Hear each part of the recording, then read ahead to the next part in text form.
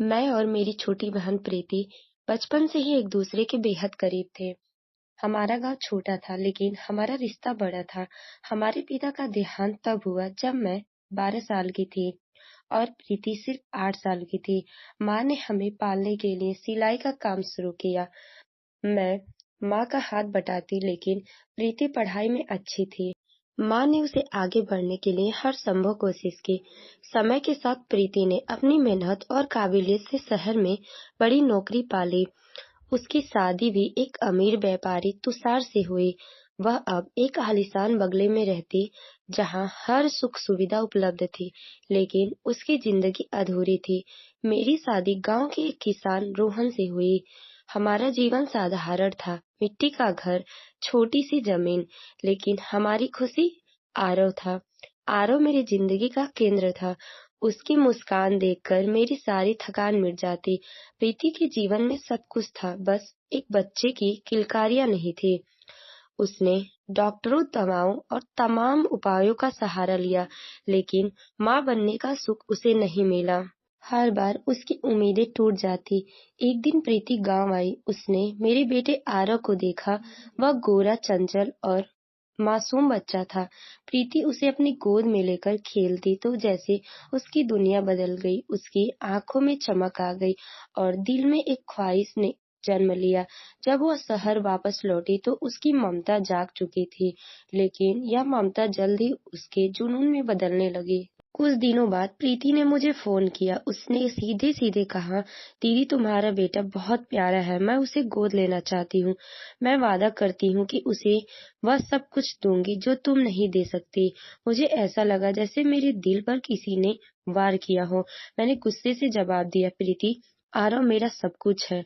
तुम कैसे सोच सकती हो कि मैं उसे किसी को दे दूंगी? प्रीति ने मुझे समझाने की कोशिश की। उसने कहा, दीदी मैं तुम्हें पैसे दूंगी, तुम चाहो तो अपनी जिंदगी बदल सकती हो, लेकिन मुझे आरव चाहिए। मैंने कहा, पैसे से ममता नहीं खरीदी जा सकती। वह मेरा बेटा है और रहेगा। प्रीति ने यह बात तुषार को बताई।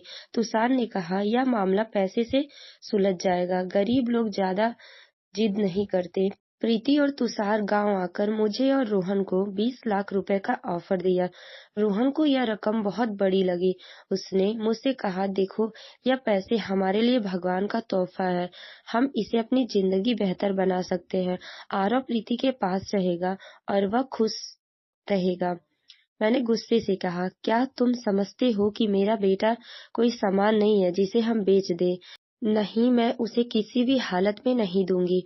प्रीति ने देखा कि मैं नहीं मानूंगी तो उसने साजिश रचनी शुरू की। उसने मुझे डराने और मजबूर करने के लिए कुछ चालें चली।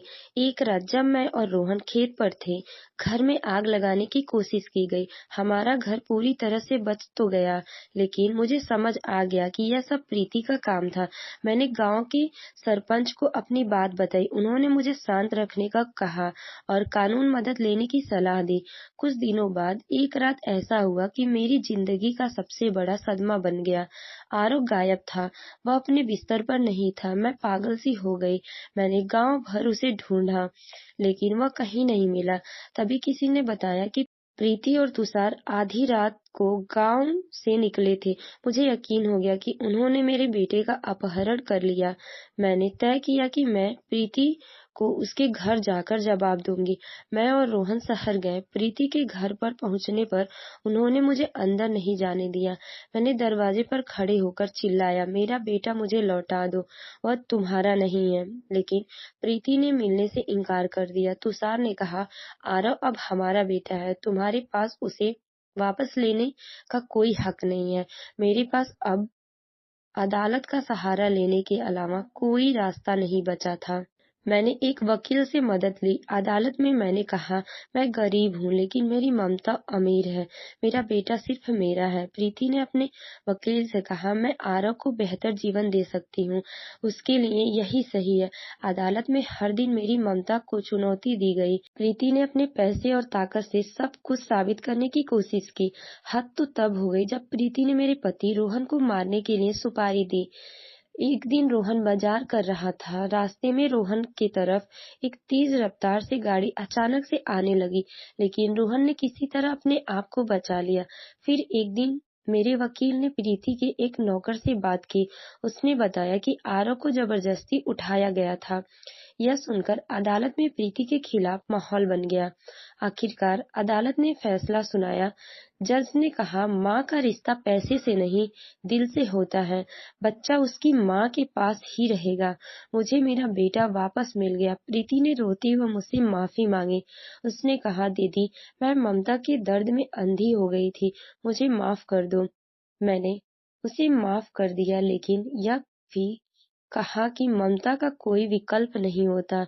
यह कहानी सिखाती है कि ममता दुनिया की सबसे ताकतवर भावना है। धन, ताकत और चालाकी के बावजूद सच्चे रिश्ते कभी टूटते नहीं। ममता की जीत यह साबित कर दी कि एक माँ का प्यार अमूल्य होता है। Thank you for watching my video and ये स्टोरी आप लोगों को पसंद आया तो please subscribe my channel. Thank you so much.